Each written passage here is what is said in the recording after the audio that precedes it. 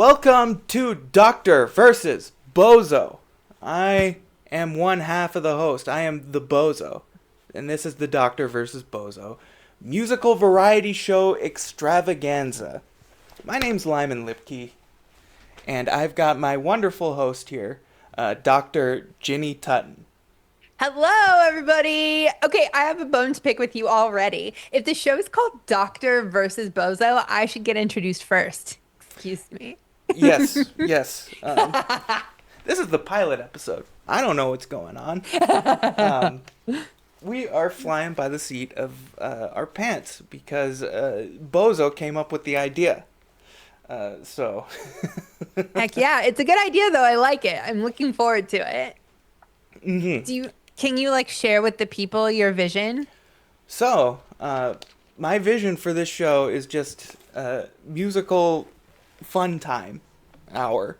Uh, talk musical concepts like that we're working on. Share some simple ideas for the beginners, maybe advanced ideas for the advanced players. Talk dumb gig stories. Maybe watch some videos of great teachers and see what we have to say about that. And like Little Caesars pizzas, not all opinions are like Little Caesars pizzas. They're not all created equal. There are some that are good and some that are not so good. And I'm sure one person's opinion here has a little bit more value than the others. I don't know about that, but there is something that you don't know about me yet. I was in a Little Caesars commercial when I was a munchkin. Really? Yeah. How long did that air for? Not very long. And also I'm like totally overselling it. So, when I was in school, you like sell coupon books and they Mhm. used to be $5 and now they're like $25. Excuse me. Anyways, I'm starting to sound old. Like back in my day, we could get candy for 5 cents and coupon books for $5. Anyways, if you sold the most coupon books in your school, you got to be in the commercial. And so I convinced my little brother to let me count all of his sales as mine too. And he didn't want to be in the commercials, so he didn't care. And we did. We got the most sales in our school, and then like the person from every school got to be in the commercial. So they had us like all on the bleachers, and we're just like, hey. And I remember I thought I looked like so cute. I had taken, this might be like a real girly thing. Did you ever do those like loom weaves where you have the like little nylon circles and you can weave them into like pot holders or Uh, headbands or no, but my wife did. yeah. I had made myself a headband out of those and I thought I was looking like super fly in the commercial. So, anyways, I'm glad you brought up Little Caesars. I haven't thought about that in years. It's one of my favorite foods. I survived off of it for many years. Thoughts on the breadsticks? Oh, crazy bread is top tier. Yeah, better than the pizza. It's more consistent usually too. Um, this is the show as well. Whatever we want to talk about, pizza, commercials, coupon books, uh, Love it. but probably a little bit of a music leaning show. Maybe we'll see what happens. So I Um, can weasel in anything I want as long as I sing about it. you I could. was in a Little Caesars commercial. Let's do it. Let's do it. Okay. You don't even have to sing about it. Like I'm sure I'm gonna come in on a Monday morning just ranting about something that has no relevance to anything. Uh, but let's just tell the people who we are and what we do. Who are you, Miss Oh, so you're Doctor? gonna let me go first this time? Yes, you're the doctor. You're the first on the title card. I get top billing. Yes. Yeah, so my name is Ginny Tutton. My old name was Ginny Winston. Kind of weird for the girls because like I have a bunch of stuff in my old name and it confuses people sometimes. But I told my husband It's funny. I told my husband as long as we got married before I finished my doctorate that I would take his name. But whatever like name was on my doctoral diploma, that was my name for forever. Anyways, I am first and foremost a flutist. I have been playing flute for almost exactly 30 years. Um, Holy crap. I know. Wow. I started pretty young, but also I'm getting pretty old. In a good way. Anyways, so I played flute, fell in love with it. I decided to pick it as a career, and I went real hard on the music school. I got my first degree in music education. I have some funny music education stories. We should do those someday. That's a And segment. then, yeah. And then I went and got a master's and a doctorate in flute performance. And I loved almost every minute of it. I got a little tendonitis during my doctorate, and that part was rough. But overall, it was so great. I loved all the things that I learned. But I did eventually learn that I'm not a huge fan of like the typical music education or like your traditional careers. I like to go a little bit rogue. And so I have started doing some more fun and wild and crazy things. Um, Number one, I host a musical game show podcast, and I'm going to make you play some. I have bad Uh-oh. mic etiquette. It's fine. I'm just sorry for our listeners. I'm going to make you play some of my games. And I also am developing a music curriculum for adult amateur musicians. So, like your regular old flutist, clarinetist, trombonist, tubist playing in their community bands. I well, this will be a whole thing on itself. I'll just give the overview now. But when you're studying music as part of like a school curriculum, be it like Munchkin school or college, you have this whole infrastructure built up around you where you see high caliber musicians on a near daily basis. And I think that that does a lot for you. As you're developing your musical skills, but your adult amateurs, they have maybe a lesson per week, maybe an ensemble rehearsal per week. So I'm trying to find creative and innovative ways to get them all the good stuff that comes out of like systemized music education, but with a ton more fun. And it's got to fit in your busy schedule. Like grown-ups got to grown up sometime. You can't just sit in your living room and play your instrument all day. I mean, it would be nice, but Mhm. alas. So, anyways, that's me. And that's what I do. Before I get into who I am, I'm looking for something on my desk.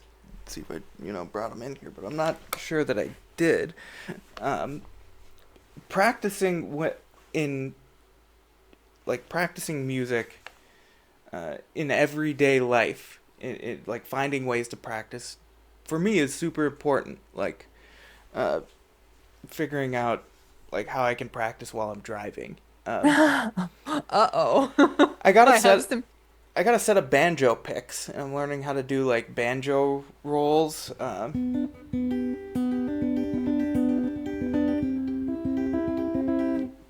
So nice. I'll just put the banjo picks on and do that on the steering wheel while I'm driving in a straight line for 180 miles. Um, I mean, I like it. Using your time wisely is good as long as you can like concentrate. I will say I had one of my professors told a story that they were trying to practice breathing exercises, which is a big thing for us wind players. And they were doing it while they were driving and had to like pull over because they got dizzy. And I was like, hold the phone, you guys.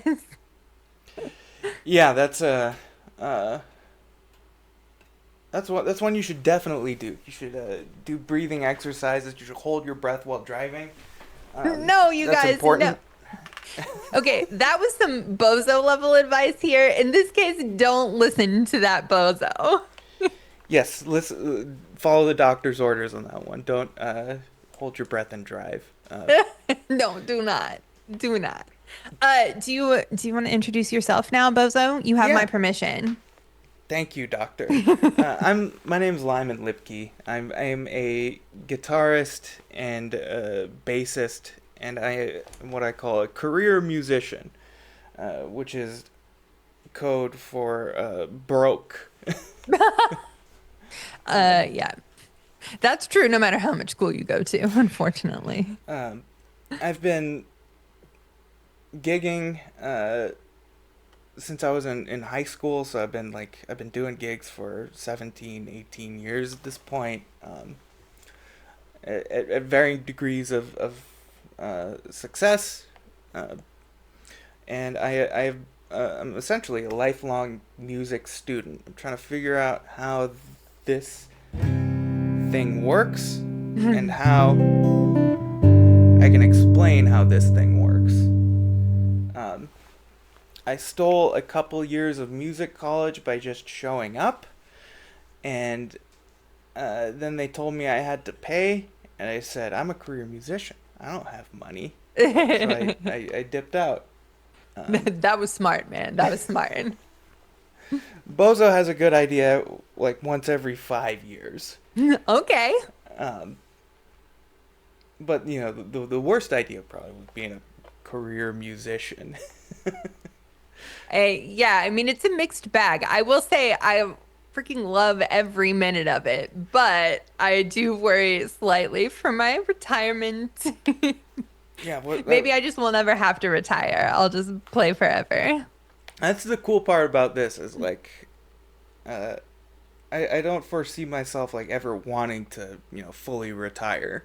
Hmm. Um, but yeah, I've been playing. I started on the viola, quickly switched to violin, uh, picked up one of my dad's guitars, and then I just pretty much tried to get my hands on every sort of musical thing that I could, and I settled down just with the guitar as my primary hobby instrument and like study tool, study harmony, melody, and all that. And I am a bass player by trade. That's where I do most of my work. I lay down the foundation. The bass is a supporting instrument. Uh, that's what Flea told Joe Dart, and worked out pretty good for him. Uh, and I teach music lessons on Instagram and TikTok, and I yell at people to practice. That's sort of who I am. Um, I kind of want you to give him a taste of practice. Practice. It used to be quiet because I was filming those videos like at night on my couch while my wife was sleeping. Now like I got my own office, like I can yell it. Uh, I was doing a gig this weekend, and there's this dude kept requesting Mo Bamba, and Oh God. I For don't know if your you know rock the band? yeah, yeah. Mo Bamba is like it's trap, it's 808s. None none of us can say some of the words in that song. We don't have that card. Um, this dude kept requesting it. Like the most annoying thing that I've found is people will write their request on their phone and just hold it like on their forehead. Like play Creed, play Mo Bamba, play country music. Um, and I gave Mo Bamba guy practice face for like two straight songs. I'm like, I'm not having this. And the guitar player will give me practice face, like especially when we're playing "Fight for Your Right." Like he'll just be going, and then he'll look at me, practice. And, I've done this to myself. Um, but segueing, what are some of your like musical hopes and dreams at this point? Oof, the big questions. Um, I really love working with adult musicians. I have done just a crap ton of teaching in my life, and I've worked for, preschoolers doing like general music stuff, and I have students in their 80s. Like I've worked with a huge range of students, and adults are my favorite because they are self-motivated. Like if you don't want to play your instrument, just don't do this as your hobby. You know what I mean? So like everyone is excited to be there and to do some practice. I also really like being practical. And in music school, the goal is to know about a huge umbrella of topics. Um, but for adult players, you don't have to know everything. You just need to know what you need to know to have fun in that moment right now. So, anyways, all that like blathering to say, my dream is to create a very special like curriculum for adult musicians. I want to teach them the best and most useful things that I learned in all of my schooling, without any of the boring or lame stuff. Um, and in a way that is like fun and self-rewarding and easy to fit into a busy schedule. I use some like innovative teaching tools like podcasts to do some like ear training work or to like teach you something while you're in the car on the go, like you can squeeze it into your commute. Um, so anyways, I'm working on making that a reality. I've been building a group that I call the Top Secret Testers, and so I have several adult musicians who get to test out the curriculum as I'm like making it so that I can get some feedback. And that's been fun. Teaching for me, and it might controversial statement. I'm not sure I've ever said this out loud. Okay, are you ready? Yes. Uh, teaching for me may be more fun than playing now. Um, like I just love the puzzle of figuring out how to teach something really well for this particular person and to help them get like big results quickly. Um, Without having to be like a perfectionist and learn every single nuanced thing. I want to do it the scrappy way where you learn what you need to know. And yeah, so anyways, the coming up with the curriculum and how to teach it and how to package it so that it's like easy to use. Hence the podcast. I've also got like what I call practice plans, which are plans for your practice. Creative name, I know. Anyways, but just so that you know what to practice. I sort of figured this out during COVID, BT dubs, when because we were all very bored. And so my husband got an electric guitar and he was going to learn guitar.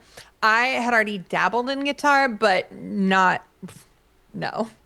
I know my like six chords and I use them well. But anyways, there was a software you could use that would teach you how to play. And it was so much fun. They had licensed a bunch of music, so you got to use a bunch of familiar stuff, which is another tricky thing you have to deal with when you're making music stuff is to use all the good popular music. You have to give them all your money.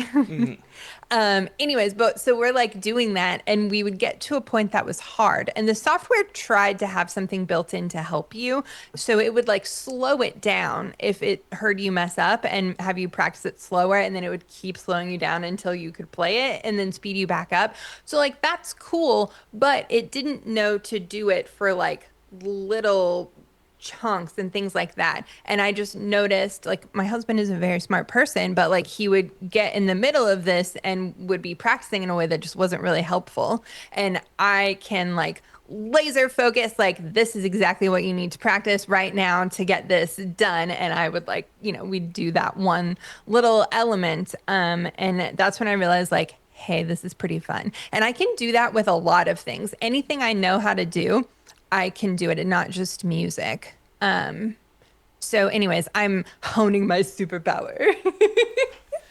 I love that you said the puzzle to solve to find like the best way for a that particular person to learn something. Um, that's one of my favorite aspects about being a teacher as well. And a lot So of times, fun. like I'd rather be teaching than gigging, like uh, because we live in the future. I can do this from my office. All of my guitars on all of them. Are right off camera. I can grab anyone for what I'm feeling. Uh, and that moment when like a student didn't understand something, and then the light bulb goes off and you can see it like in their eyes, they start to understand. That is the feeling that I essentially live for. I Yeah, love that moment like that. heck of a drug. Yeah. um, so I'm excited for you to build this curriculum, and I am here for you. I am cheering you on, and I am here to help you. You know, you I know know. this Well, by we've now. been doing some of it together. We did a jazz class together that was just epic. I do ever since I met you, I felt like our powers combined are greater than like our individual powers. Absolutely, absolutely. Um, from my end, for sure, because like I mean, I don't have very many powers. You do too, you bozo. That's the thing you're a bozo about is understanding how much stuff you know. Um, something something Dunning Kruger. Uh, Oh yeah, that's been debunked. really? Yeah. Oh. Which is crazy because it feels so true. You tell everyone what the Dunning-Kruger effect is. Um, here's the bozo explanation. Idiots think they know everything, and smart people are scared and timid and think they know nothing. Yeah. And like the more you know, the more you understand what there is to know. And you realize, like, oh man, I've only done like a drop in the bucket. Whereas when you don't know a lot, you're like, oh, I know everything that I know about. But they eventually found out that they had some like flaws in the way they asked the questions for those experiments that like tainted the results. And of course, psychology is having like a huge crisis of repeatability with their like experiments and stuff. Sorry, I made that like so not fun. This this is the doctor side of the show. Like, data can be so easily manipulated. Mm-hmm. It's Mm-hmm. like strawberry fields. Nothing is real. Nothing is real anymore. Like, I don't know. I don't know what to believe about anything. Yeah. Um, Hey, oh sorry, I didn't mean to interrupt you. I wanted to hear your musical hopes and dreams. Is it time for that? Did you have something yeah, else? yeah, yeah. Thank you for keeping me on track. Uh, that's the doctor's orders. Whoopach. I've got a couple of things that I want to accomplish for the new year, next year. Um, one, something I get all the time is I want to study with you, but it's too expensive. Private lessons are. Um, so I want to build a cost-effective model that you can study all of my material um, in modules, and have it be something that pretty much everybody can afford. Um, and you could find an 11-year-old who knows a couple guitar chords and wants to teach some guitar lessons, and they'd charge more than what I'm planning to charge for this monthly. Um, I it's gonna be my subscription service. I haven't named it. Like, be the Lipke School of Music. I don't Okay. know. Bozo teaches guitar. I don't know, but I am compiling all of the material that I have created for myself and my students over the last 15 years. I've been compiling a lot of exercises, and I'm going to break it into pathways. Like, here are the basics of guitar. Here's where you can go. You know, you learned your open chords. Let's look into what those open chords mean. Like, you learned your scales. Let's learn some scale patterns. Let's play melodies.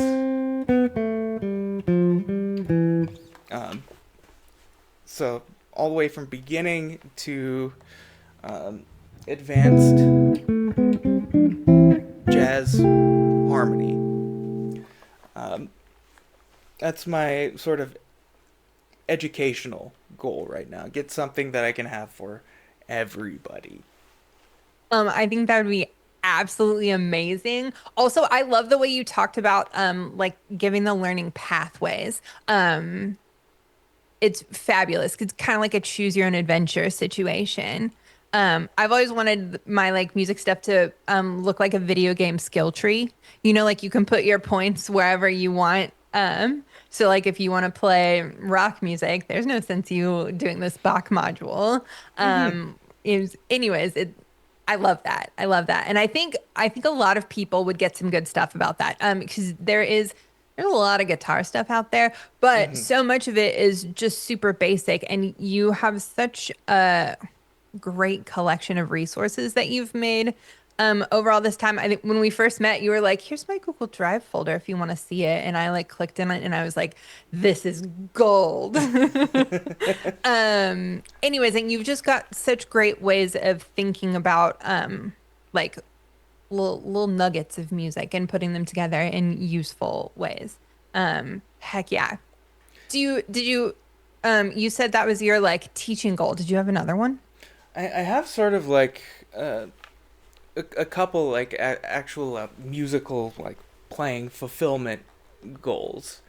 Um, I uh, I want to play in it like I've got this idea of like a rotating band, like 5 members, but like only like 3 or 4 are on stage at a time. Oh, Um, and uh, I want like a screen on stage with uh, songs, like a song queue, and you can donate to bump songs up the queue. And so, whoever's off stage has to learn that song real quick, and then, you know, take somebody's spot, and then we play the songs in the queue, like a live jukebox, almost. Um, it'd be a crazy challenge. a Um, crazy challenge, dude. I just can't even imagine. Like, especially the amount of like ear training that you have to be able to pick up all the songs that quickly. Are you gonna like discuss and be like, "Hey, we're gonna play in this key"? Or are you always gonna do the original song key? You know what I mean? Like, gosh, there's so much to this. yeah, yeah, like it's a little baby idea. And I don't even know if it's possible, but I think it's possible. I think I know some people who could pull that off.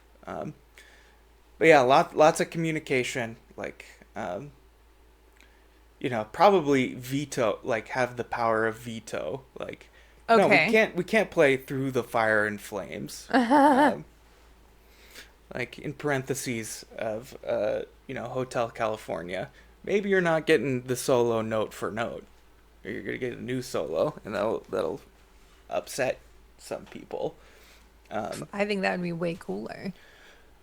like I'm real big on like the music in the moment, the song that is presented, the song that is presented in that moment, and allowing that to happen.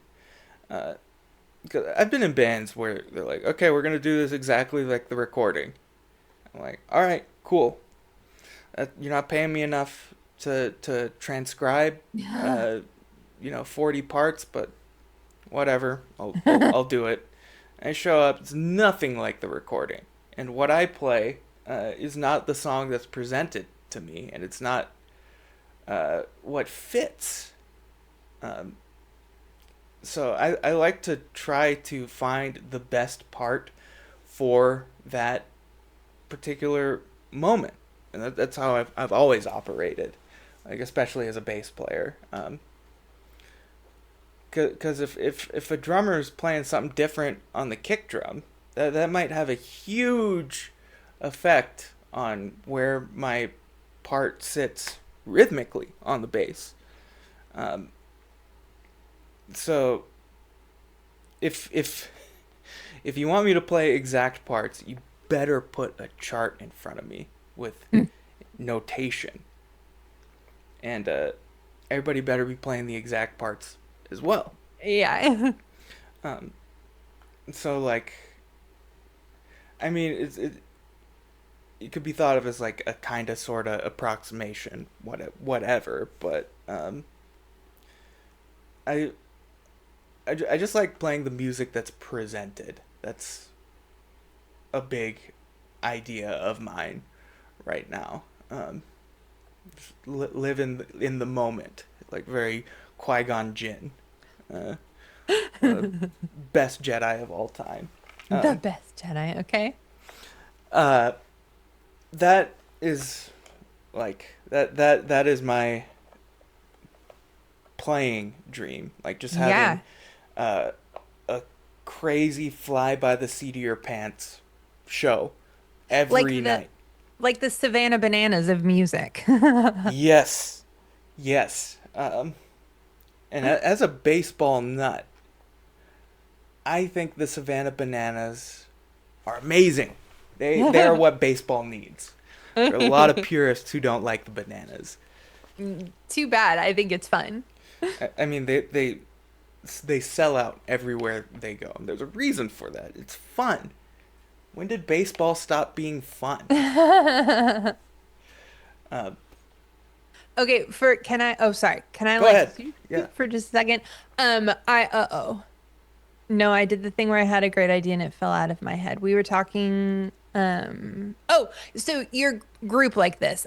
Two things. Like number one, maybe you can like grow it by having like a collection of songs. You know what I mean? Like your Mhm. jukebox will get bigger and bigger the longer you play.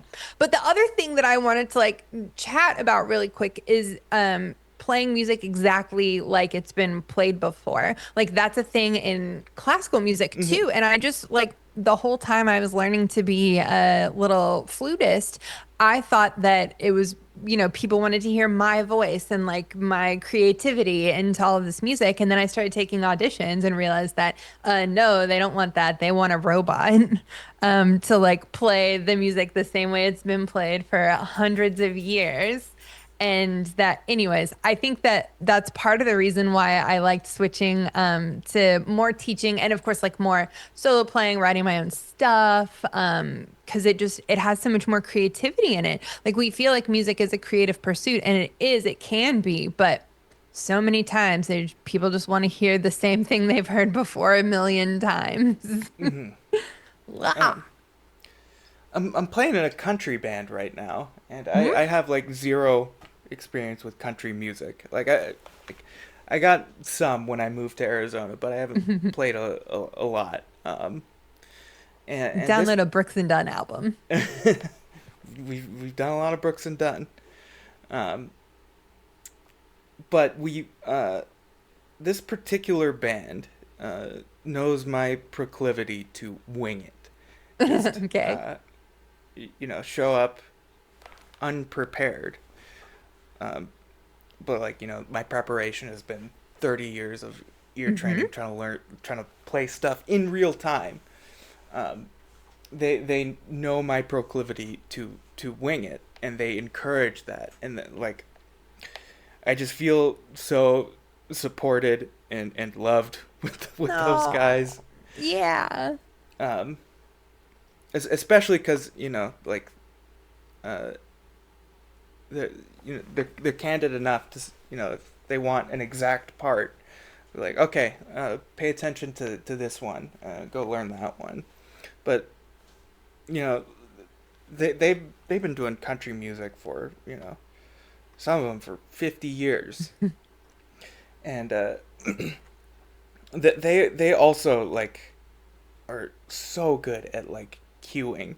Like I feel like when I'm about to, you know, make a mistake or mess up, guitar players like and he's showing me his left hand. I'm like, ah, like I can mail it in at that point. Um, and some folks don't want that, and I understand. I get it. I will just lie to them and say that I prepared. Uh, like I did a battle of the bands couple a week ago at this point. And we had a gig the night before, and we were playing War Pigs, uh, in honor of the Prince of Darkness. And we'd never played it before, and so we were running it the night night before at our gig, and band was like, "Yeah, that went way better than expected without rehearsing it." And I said, "Yeah, I really meant to listen to that one." Um, I've heard it in the past, couple times, but I faked my way the first night, and since it went well, like we decided we were gonna do it at the Battle of the Bands, and I actually listened to it. Okay, uh, stole some of the lines out of the song, but like I've also been playing with this band for off and on for 7 years, so I feel very comfortable there. And anything that they throw at me, or like, do you know this song? Like, has that mattered in the past?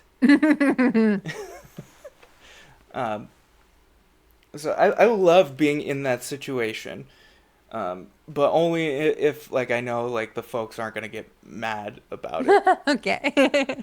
Um, if I try to do the job that I am hired to do. If it requires preparation and charting stuff out, I will do that. But if I get a call like, "Hey, you want to jam out?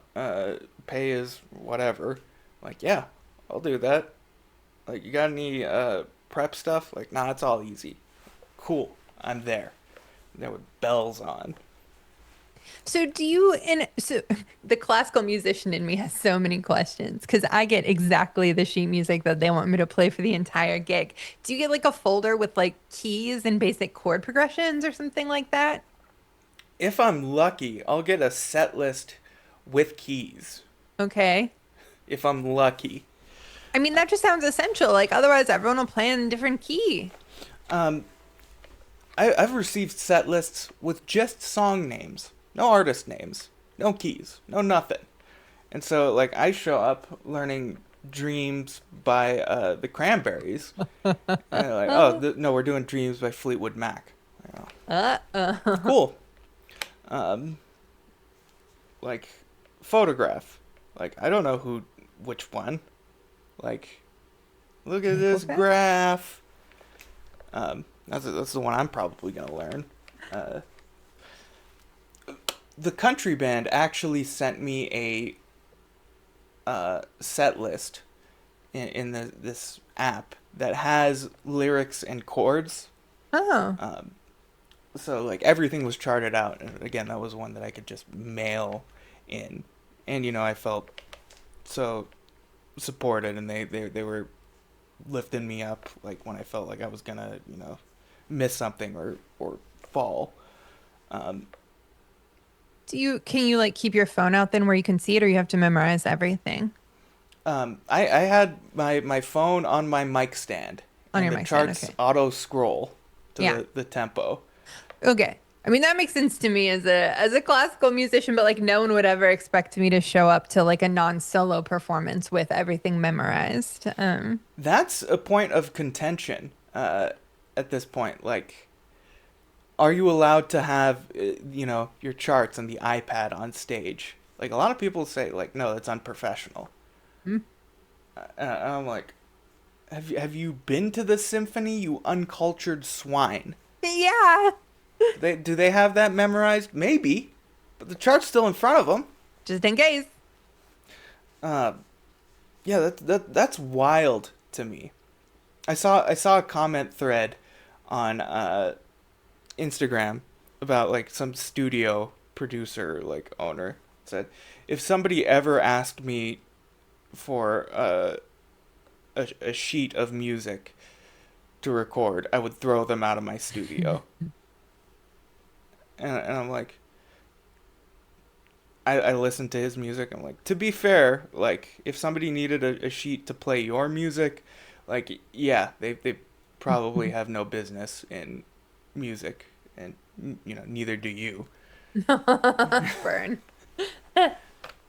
Um, that is just so weird to me. Like, take the charts away. Like,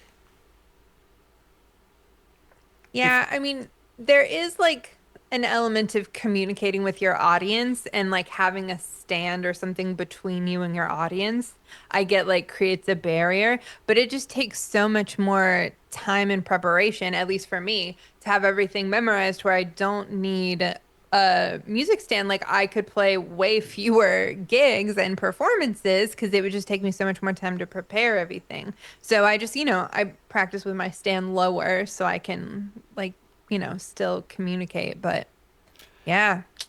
in the last month, I've played with 5 different bands. They each their songbook is each about 40 songs. Mm. Um, I'm not great at math, but I know 5 times 40 is 200. There's a little bit of overlap, Mm. and like being a career musician, like how you gonna memorize 200 songs? Some freaks of nature can do it, um, but it's nice to have a little like reminder, a little helper that you can look at. Um, I used to make set lists with just chunks of chord progression and like relevant information, like certain rhythmic patterns. Like I you know onomatopoeia out, and then I'd write in chord progressions, and so like I didn't have a stand. It was just on the floor. It's head banging, but I'm just reading my chart on the floor. Um, so yeah, those are my dreams. I love Um, it. I love it. I have been trying to do a little bit more of my like own performance. I got so bored doing classical music and like again, most people just want to hear the same thing that they've heard over and over again. And I was just like, really? More Mozart? Okay, fine. So anyways, I've been taking dance classes. And so I've been trying to think of ways that I can like incorporate my flute playing into dance performances as well. Like if I could have been like a crooner in the 1940s with my little like flute instead of singing, I would have been so happy. So, anyways, I want to make a sparkly flute. So maybe in the next episode, I'll like talk to you about instrument construction and see if you have ideas for me on how to make a sparkly flute. oh yeah, absolutely. Also, check out Javon Miller. He's a tap dancing saxophonist. Oh, awesome. Um, I'm not sure how much saxophone and tap dance he did at the same time, Yeah. because holding a reeded instrument in your mouth and stomping the Mm-hmm. floor, I can't imagine that's good for your reed. Teeth. Yeah. Well, your reed or your teeth. Also, the other thing I realized is, I thought like I can dance and then like pick up my flute for the like instrumental solo or something like that. But like you also have to give yourself time to breathe. So anyways, I'm working it out, but I just put this guy in here hoping that I can And I don't know like how much is like how much of his stuff is out there. He played a lot in my hometown in Washington State, and like watching him dance and then rip a sick solo like was always incredible. Um, those were the guys that I watched when I was in high school when I was just getting started. Um, so those are a couple musical ideas we're working on. Like you want to make a sparkly flute, Yeah, I do. metal or wood. Metal is the only thing. I know that's slightly outside of your normal medium. I think there are ways to make that work. Hmm. A saxophone player recently, I'd say recently, like in the last 5 years, did a sound test of all sorts of different things on his horn, like a blind sound test. Hmm. and said, I mean, like, I can't really tell the difference when my horn is covered in masking tape, so I'm just gonna start putting stickers on my horn. Okay. So I imagine the principle might be the same for the flute. So Mm-hmm. um, I think there are ideas. Yeah, we'll come up with something. Perhaps that's one of the weird. Oh, we could talk about instrument construction and stuff in the next episode because you make so many guitar things, and I want to make a cool flute. Yeah, that's something I completely forgot about. I'm a backyard guitar tech. I like doing stupid experiments. This guitar cost $35, uh, That is insane. and I made it play, and it plays pretty all right at this point. I'm trying to make it sound like a pedal steel. Uh-huh. I heard it.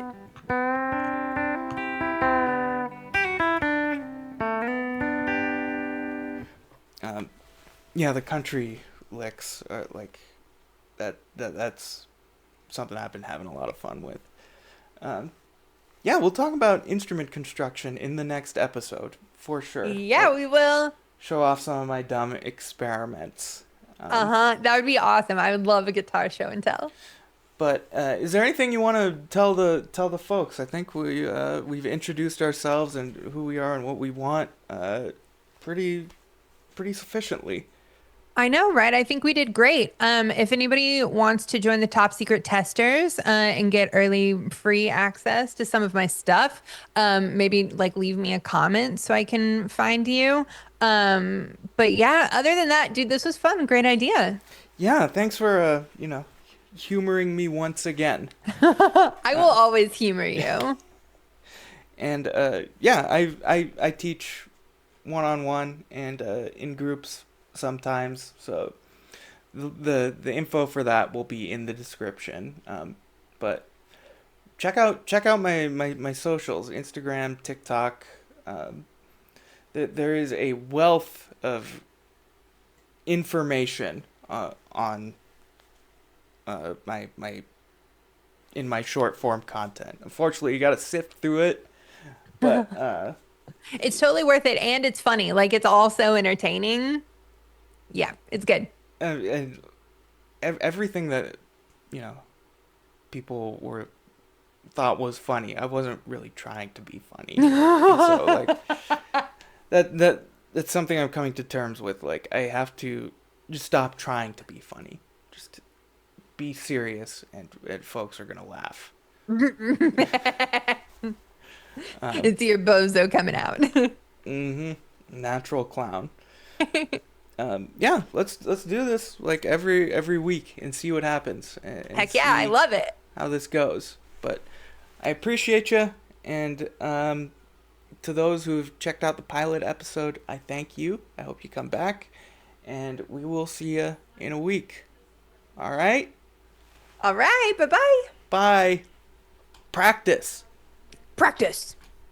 you dolt.